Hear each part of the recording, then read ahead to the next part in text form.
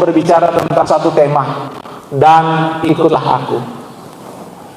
Pertanyaan ini saya lemparkan buat kita semua. Siapa yang sudah jadi anak Tuhan? Siapa yang sudah ikut Tuhan? Kita semua berlambaikan tangan, bersorak-sorai sekali lagi. Puji Tuhan, saya senang sekali dengan respon saudara pagi hari ini, membuat saya semangat untuk menyampaikan firman. Saya loyo di sini. Kalau saudara saya tanya, ada orang di bawah, saudara diam. Ayo kita tidur saja Tapi saya semangat sekali hari ini. Saudara meresponnya apa yang saya katakan, dan mari siapkan hati lebih indah lagi untuk kita sambut kebenaran firman Tuhan. Dan ikutlah aku. Tentu suatu undangan, suatu ajakan yang indah bagi kita. Amin. Dan tentu kita tahu bahwa pernyataan ini adalah suatu pernyataan yang Yesus sampaikan. Yesus katakan, ayo ikut aku. Dan respon itu saudara tangkap hari ini. Kita sudah mengikut Tuhan. Saudara sudah lambaikan tangan, bersorak-sorai, menandakan bahwa apa yang saudara lakukan tadi adalah suatu kesadaran penuh bahwa saya sekarang ini posisi sedang ikut Tuhan. Wow, senang sekali. Dan ini yang saya harapkan, bahwa setiap kita sampai kapanpun, mau jadi apa ini dunia, ayo kita tetap ikut Tuhan. Setuju? Dan mari kita lihat kebenaran landasan firman Tuhan tentang kalimat ini, dan ikutlah aku.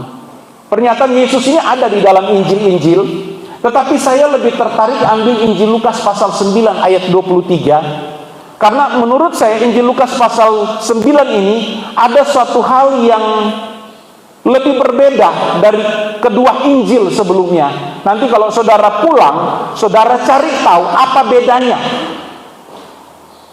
dari Injil-Injil yang menulis kalimat yang sama, tapi hanya Injil Lukas yang memiliki perbedaan dari sudut pandang, dari cara menulis. Lukas berbeda dengan yang lain dan lebih lengkap, lebih apa adanya.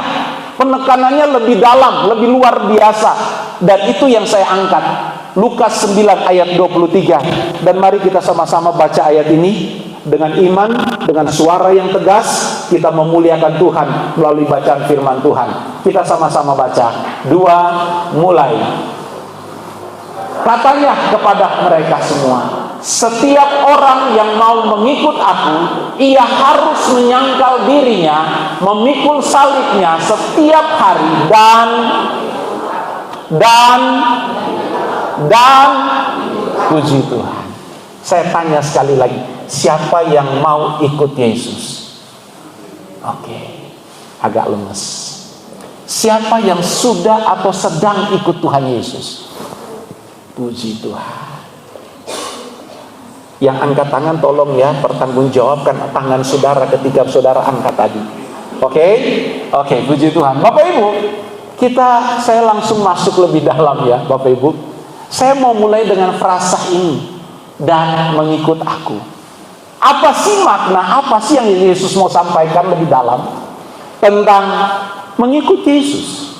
Pertanyaan yang sudah saya singgung tadi. Apakah kita saat ini sedang ikut Tuhan Yesus?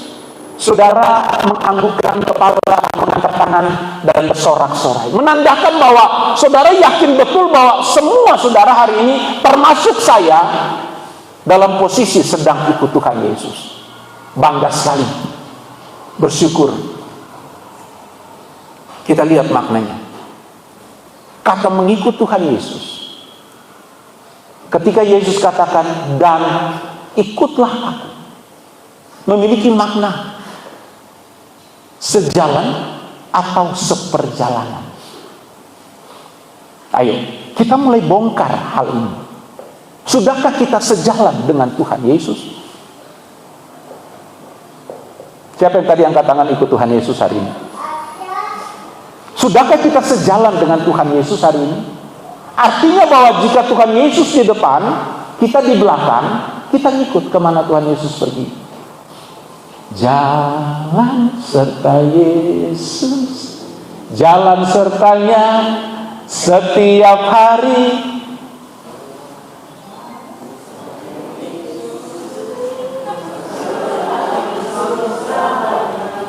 Tanggal 2 loh hari ini.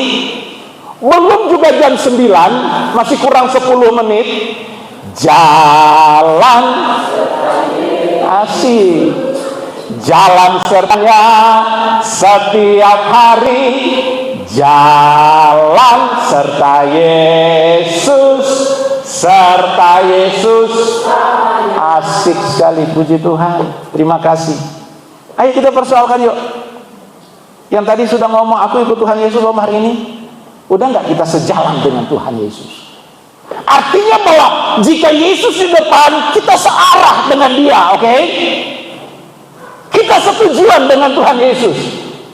Waduh, Bapak Ibu, saya jujur ya, jam 2 lewat sedikit saya rampungkan materi ini. Ketika saya sudah selesai doa, belum sebelum tidur, itu pun nggak bisa tidur. Dalam benak saya ada tuh, Tuhan mau ganti saja tah ini materi. Bisa nggak Tuhan? Bisa nggak saya ganti tema ini Tuhan? Tapi mau ganti bagaimana? Terlanjur saya sebarkan temanya. Karena apa? Sampai di titik ini saja, kalau kita mau jujur, termasuk saya secara pribadi, kok berat ya ikut Tuhan? Karena harus sejalan loh. Karena harus searah dengan Tuhan. Termasuk istilah Kristen adalah pengikut. Yesus katakan akulah jalan, hodos, jalan besar, boulevard, jalan lurus besar. Dan dia sebagai pemimpin leader, kita di belakangnya ngikutin jejaknya. Di mana Yesus di situ kita, ke kiri Tuhan Yesus ke kiri kita, ke kanan Tuhan Yesus ke kanan kita. Kita nggak bisa ke kiri ketika Yesus ke kanan. Oke? Siapa yang titik ini sedang ikut Tuhan Yesus? Tadi banyak. Tuh kan? Kekhawatiran saya terbukti toh. Siapa yang detik ini sedang ikut Tuhan Yesus? Tuhan sangat tamat. Kita semua ikut Tuhan, oke? Sampai di titik ini, saudara tangkap nggak makna dan ikutlah aku? Yang ngomong ini Yesus sendiri. Yesus memberikan satu undangan, ayo ikut aku yuk, ikut yuk. Sekarang posisi Kristen kita di mana? Sejalan atau seperjalanan? Bapak Ibu, saya belum akan masuk. Sebenarnya kata dan ikut aku adalah sesuatu kesimpulan. Tentunya sebelum kata dan itu adalah masalah yang utama yang perlu kita penuhi. Ini sebenarnya suatu kesimpulan akhir. Ketika kita sejalan, ketika kita searah, maka saya tahu bahwa apa yang Yesus sedang lakukan, di mana tujuannya adalah kekekalan, adalah sorga yang kekal. Sorga yang kekal sebenarnya itu adalah ending akhir dari tujuan hidup kita semua. Tetapi perhatikan, sebelum kata dan ikutlah aku, itulah yang menjadi persoalan kita hari ini. Kalau saya balik lagi ayat ini, saudara perhatikan, sebelum kalimat mengikut aku, ada 2 poin di sini yang perlu kita penuhi. Tapi masalahnya baru di sini kita sudah keberatan untuk mengakui bahwa aku Kristen, Om. Bagaimana kita mungkin meyakini kita ada di akhir hidup yang bersama dengan Tuhan kalau di sini aja kita udah mulai kebingungan menjawab pertanyaan, apakah kita sudah ikut Tuhan Yesus?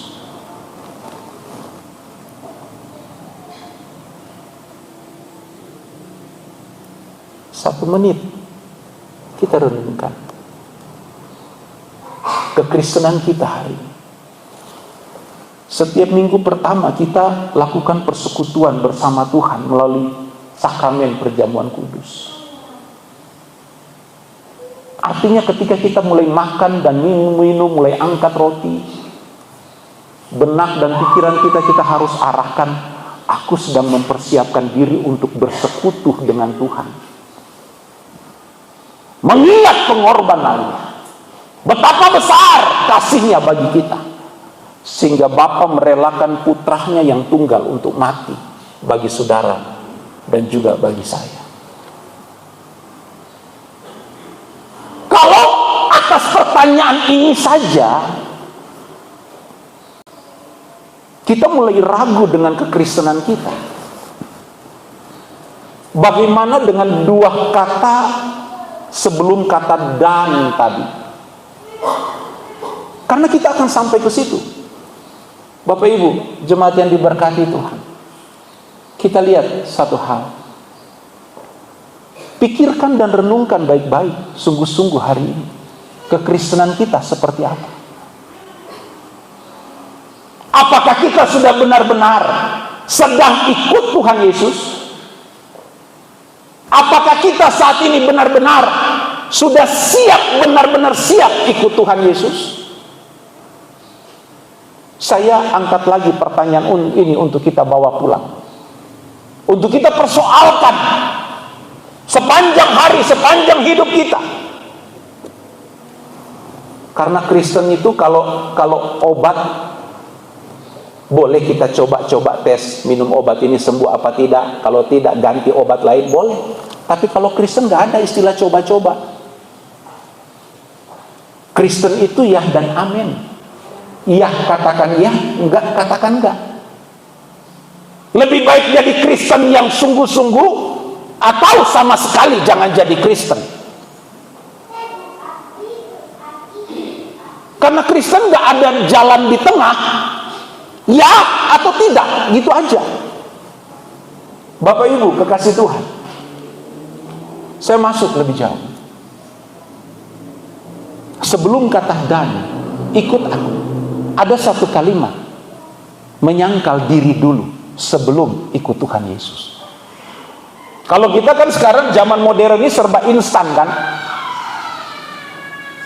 tanpa sadar prinsip serba instan ini masuk dalam kekristenan.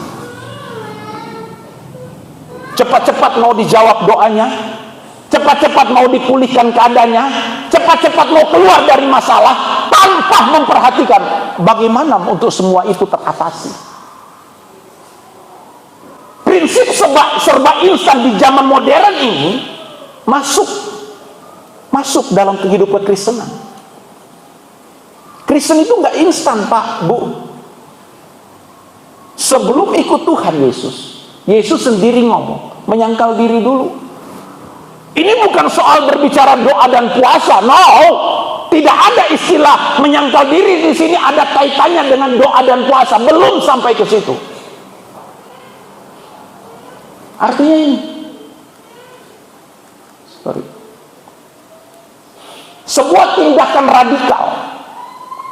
Menyangkal diri adalah suatu tindakan yang sadar kita lakukan, yaitu membongkar akar ego kita, membuang akar ego kita, mematikan fakta aku yang selalu lebih daripada Tuhan.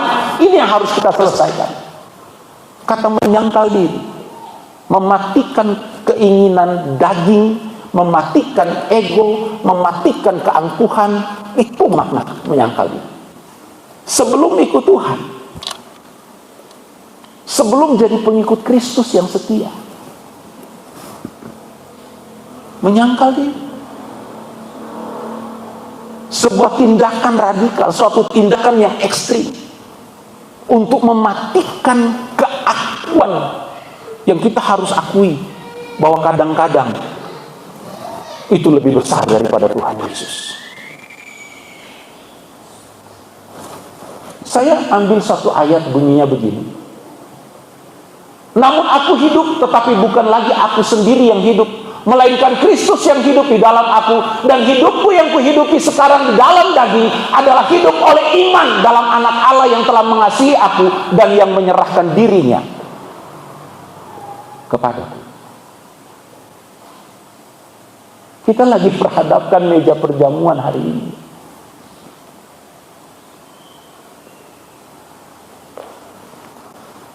Paulus ketika menyampaikan ini di jemaat Galatia, inilah standar yang diletakkan oleh Paulus. Inilah standar kekristenan bagi kita semua. Dan standar ini belum pernah dikurangi nilainya sampai hari ini. Kalau mau ikut aku, maka Yesus yang harus lebih dari apapun juga. Kalau Yesus masih di bawah nomor 2 dari aku yang ada dalam diriku, kekristenan kita, pengiringan kita rapuh. Pengiringan kita nggak kokoh. Pengiringan kita perlu dipersoalkan. Ini akhir zaman, Bapak Ibu. Sekali lagi, akhir zaman sedang kita jalani hari-hari ini. Tanpa memacu kekristenan kita, tanpa mencambuk diri kita sendiri, ketinggalan kita. Nggak ada waktu lagi main-main dengan kekristenan kita. Nggak ada. Nggak bisa. Nggak bisa. Harus Kristen, kalau nggak mending nggak usah. Mungkin saudara mikir di bawah dan ngomong, Om kok segitunya. Bukan karena begini Bapak Ibu. Memang beginilah Kristen. Menyangkal diri. Mematikan ego aku yang ada di dalam diriku harus mati. Dan Yesus harus bertahta dalam kehidupan kita. Tanpa ini, kita nggak akan mungkin sampai pada frasa yang terakhir, dan ikutlah aku. Saudara ingatkan, di dalam Injil ada seorang muda kaya. Dia datang sama Tuhan Yesus. Guru, aku mau ikut engkau. Ya kan? Yesus katakan, boleh, pulang, jual, lepaskan segala apa yang menjadi milikmu, dan ikutlah aku. Kita tahu cerita ini. Ketika orang muda ini mau ikut, tanggalkan keakuan kita yang ada dalam diri kita. Baru kita melangkah siap. Tuhan, aku siap.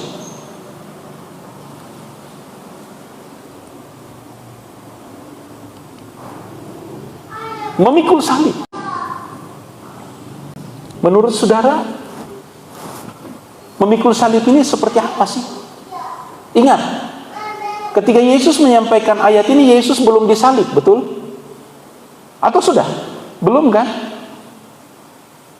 Ketika kita hari ini, Kristen hari ini, mendengar istilah pikul salib, apa yang terbersit dalam pikiran kita? Yang terbersit adalah rela menderita, harus berkorban, dan lain sebagainya. Tidak ada yang salah dengan makna itu. Tetapi kita lihat makna yang benar. Kata memikul salib yang dimaksudkan oleh Yesus adalah mematikan segala ego yang tadi.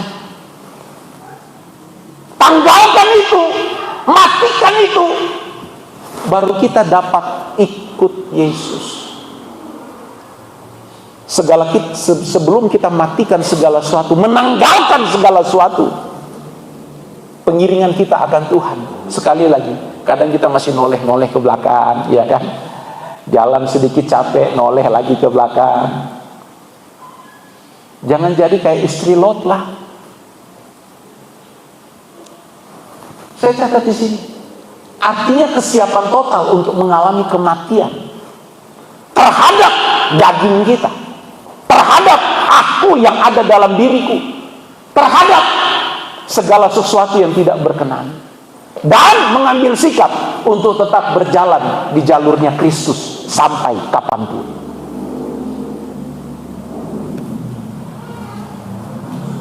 Tetapi aku sekali-kali tidak mau bermegah selain dalam salib Tuhan kita. Sebab oleh dunia telah disalibkan bagiku, dan aku bagi dunia. Tidak ada yang sisa bagi dunia. Tidak ada yang sisa. Selain Kristus harus bertakhta penuh dalam kehidupan kita. Om, kok idealis sekali si Om khotbah hari ini. Bukan soal idealis, bukan soal, ya tapi mau bagaimana lagi, apa yang saya harus katakan? yang harus saya sampaikan pagi hari ini.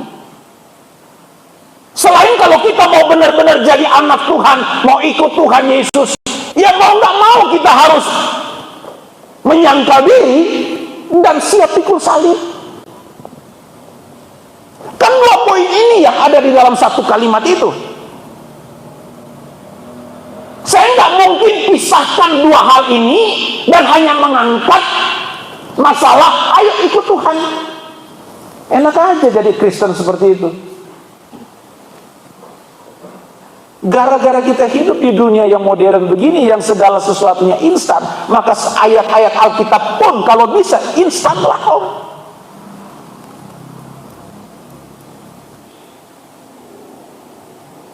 Super mie instan, seinstan-instannya super mie, masih ada proses di situ. Beli di toko, beli di warung, sampai di rumah masak air, tunggu mendidih, tunggu 2-3 menit, baru bisa dinikmati. Seinstan-instannya mie instan pun masih ada proses. Jadi jemaat yang diberkati Tuhan, kekristenan kalau kita bicara pikul salib, artinya bahwa tujuan kita tidak ada lain hari ini selain kita mau ikut jalan hodos tadi, perjalanan dengan Tuhan. Nah, kalau kita persoalkan kata Tuhan, sudah nggak kita mempertuhankan Tuhan Yesus? Karena semua ada kaitan di sini. Kata Tuhan itu apa sih?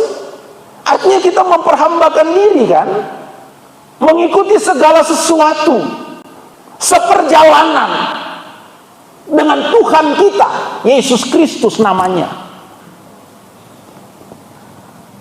Nah, Yesus mengajarkan apa dalam Filipi? Dia yang tadinya hidup penuh kemuliaan, rela menanggalkan segala sesuatu dan menjadi hamba serupa sama dengan kita. Dia yang tadinya kaya, rela menjadi miskin hanya untuk kita nikmati anugerah Tuhan. Di dalam Yesus ada lemah lembut, ada kasih mesra, ada damai sejahtera, kata-kata hikmat, penghiburan, dan lain sebagainya. Kemarin dalam ibadah penghiburan, Bapak Ibu, hari Selasa kemarin ada yang datang ke gereja menyampaikan bahwa keluarganya meninggal. Jadi bapak ini ke Manggarai, ke Ruteng, mengunjungi kakaknya, keluarganya. Sebulan kurang lebih di Ruteng, pada saat makan siang, tahu-tahu tidak sadar diri, langsung meninggal. Keluarga bingung, bagaimana sudah ini? Dan yang meninggal ini jemaat di GPDI negara Bali, ya. Kadang-kadang saya cuma bilang negara. Oh, bukan negara, oh negara. Ya udahlah. Saya makamkan. Saya didampingi beberapa jemaat. Dan kemarin ibadah penghiburan, saya katakan begini sama yang hadir pagi hari itu, yang mau masuk surga, biasa kan saya tanya, yang mau masuk surga siapa? Angkat tangan. Yakin mau masuk surga? Yakin. Saya kasih satu hal, kalau mau masuk surga, supaya mati kita berkenan seperti Mazmur 116 ayat 15, ya kan? Berharga di mata Tuhan kematian setiap orang yang percaya. Siapa yang mau mati berharga di mata Tuhan? Semua angkat tangan.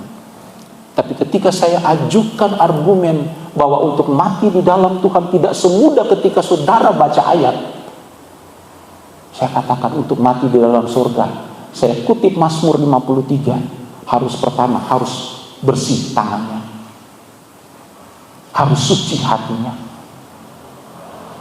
Tanpa memenuhi 2 poin ini, matimu pasti tidak akan berharga di hadapan Tuhan. Siapa yang mau masuk surga? Puji Tuhan. Siapa yang mau matinya berharga di hadapan Tuhan? Harus bersih tangannya, harus suci hatinya. Saya katakan kemarin, contoh orang yang bersih tangannya itu, lihat pengalaman ibu-ibu. Ada nggak ibu-ibu yang punya pengalaman begini? Pulangkan saja aku pada ibuku atau ayahku, lihatlah tanda merah di pipi. Ada ibu-ibu punya pengalaman merah di pipi? Itu ada satu ibu langsung bilang, kenapa bu? Pengalaman om.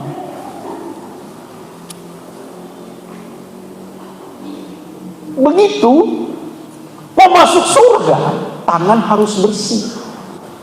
Bicara soal perbuatan, bicara soal segala sesuatu yang kita kerjakan. Mau ikut Kristus, tanganku kerja buat Tuhan, kakiku, mulutku memuji namanya, kakiku melangkah cari jiwa. Ya, nggak pernah sekolah minggu ketahuan, nggak pernah sekolah minggu ketahuan. Pikul salib, Pak Bu, pikul salib artinya bahwa kita rela mati demi Kristus. Dan ini suatu hal yang mungkin sangat ekstrim kalau saya sampaikan seperti ini, nadanya seperti ini di tempat ini. Ya memang harus nadanya seperti ini. Masa nadanya seperti ini? Yang mau ikut Tuhan Yesus harus pikul salibnya? Enggak mungkin. Yang sudah nadanya seperti ini aja kadang-kadang enggak dihirau, apalagi yang lemah lembut. Saya live streaming kan lewat TikTok kan beberapa setiap hari Minggu nih. Ada yang komentar, nggak usah teriak-teriak, saya udah pakai headset katanya.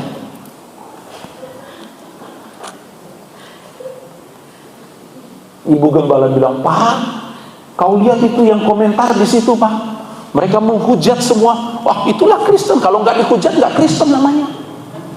Biarin mereka hujat, Yesus pun dihujat. Apalagi cuma pendeta Revlon Pakasi, mau dihujat ya monggo. Asal kebenaran disampaikan, setuju? Ya. Beri sorak-sorai bagi Tuhan. Teknologi, saya kemarin status itu. Teknologi kita gunakan. Tahun lalu, jumlah warga negara Indonesia ini 200 juta lebih kan. Saya bagi-bagi. Saya bilang, Tuhan, ada satu jiwa saja diberkati melalui penyiaran rohani di GPD Hosana Ruteng, nama Tuhan ditinggikan. Gak usahlah target banyak-banyak. Satu orang aja diberkati, satu orang aja di luar sana dikeluarkan, satu orang saja di luar sana terima Yesus, di sorga sorak-sorai begitu besar. Apalagi 50, 60, 70 orang di GPD Hosana Ruteng terima Yesus. Ikut Yesus sungguh-sungguh. Oh sorga, gemuruh. Pikul salib. Coba saya tanya, siapa yang mau pikul salib? Beri sorak-sorai dong bagi saya. Bapak Ibu, salam. Maukah saat ini kita mau ikut Yesus dengan segala konsekuensi dan resiko yang mungkin saja akan kita terima ketika kita ikut Yesus? Karena nggak ada yang tidak beresiko kan di bawah kolong langit ini. Termasuk ketika kita konsekuensi mengikat janji, berkomitmen sungguh-sungguh ikut Tuhan, ada resikonya di situ. Ada resikonya di situ dan besar resikonya. Siapa yang bisa kasih contoh kira-kira? Kalau saya ikut Tuhan Yesus sungguh-sungguh om, ini resikonya. Minimal resikonya bisa kita kekurangan teman, bisa. Karena biasanya orang yang lebih dekat dengan Tuhan Yesus itu temannya semakin berkurang. Kalau memang dia hidup di dunia luar sana. Tetapi di sorga kita punya banyak teman. Mana lebih banyak orang? Di neraka atau di sorga?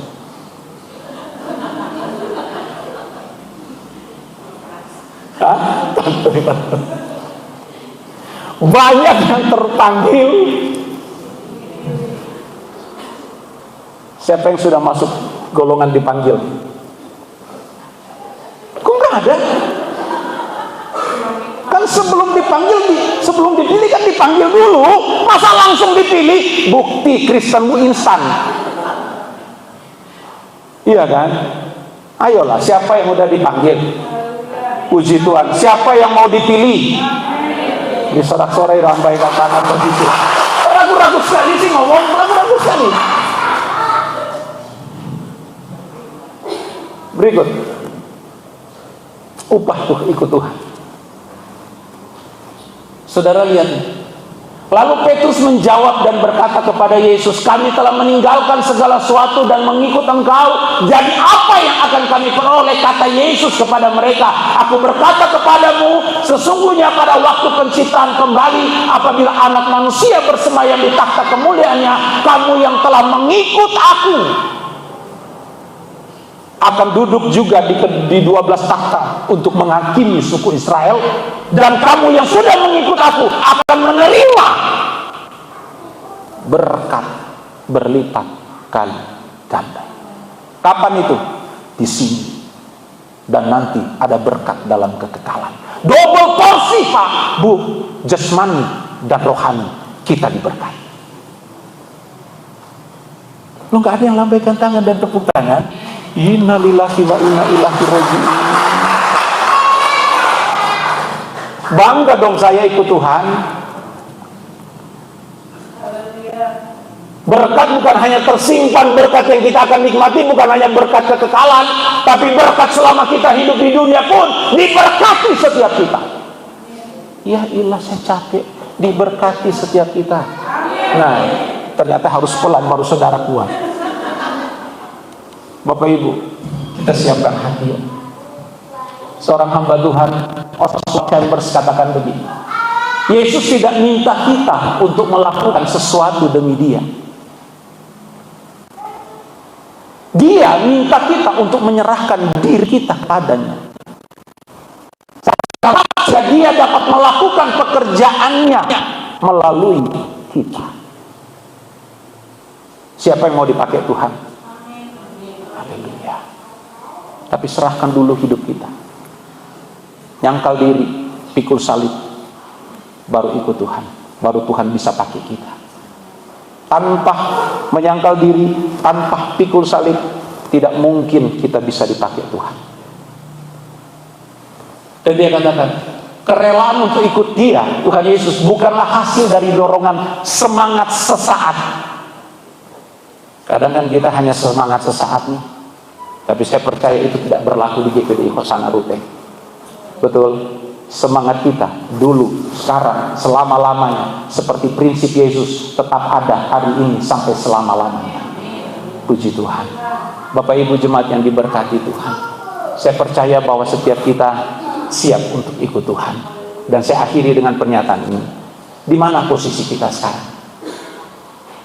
Pertanyaan ini saudara bawa pulang.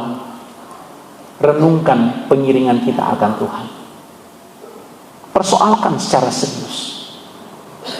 Tidak ada waktu lagi untuk main-main dengan Tuhan Yesus hari ini. Tidak ada lagi istilah tunggu om, saya masih sibuk. Tunggu om, saya masih punya planning A, B, C. Kalau enggak, enggak. Kalau iya, ayo maju sama-sama.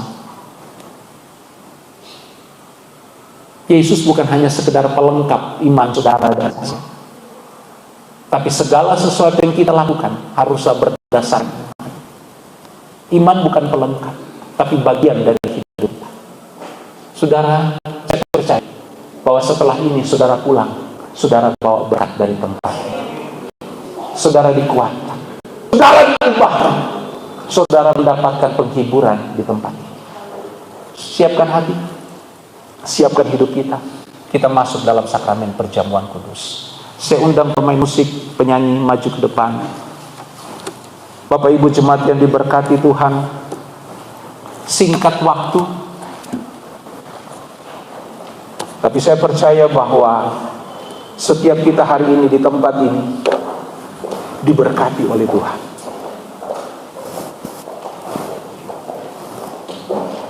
Haleluya.